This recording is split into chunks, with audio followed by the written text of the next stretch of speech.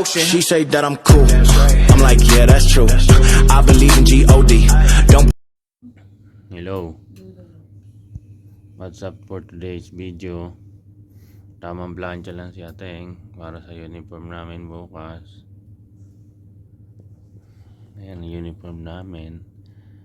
So dito kami nakatira sa ilalim ng higaan with plancha, ay with electric pang malaki. Ayun, sunog na yung plancha mo. Yan ang hirap. FB muna bago plancha.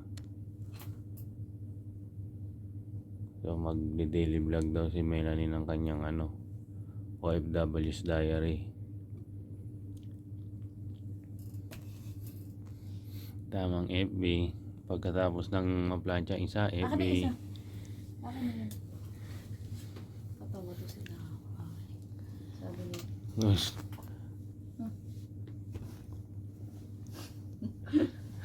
Happy naman siya. Plancha uli. Tapos na uli siya tawag niyan, mag FB. Sa mga susunod na vlog, room tour ko kayo.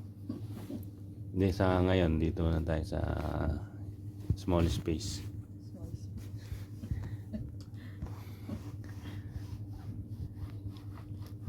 So parang naka ka lang, naka dorm, plancha ka, uniform, trabaho pag naka LL kaya naman sa si Melanie. Anli budol fight na naman. Ganun lang. What to do? Plancha, uniform, pasok, uwi, sweldo, padala, ubos.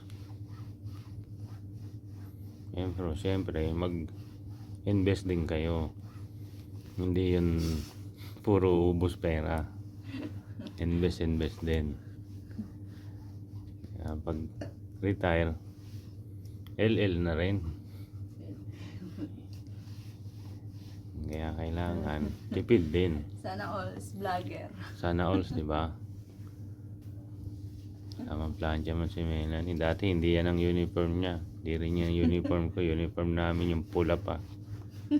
Naka LL siya Ateng. Na-promote. Supervisor na raw siya. Walain mo yun. Nakaka-LL pa. Paano? 3 minutes na. Hanggang next vlog ulit.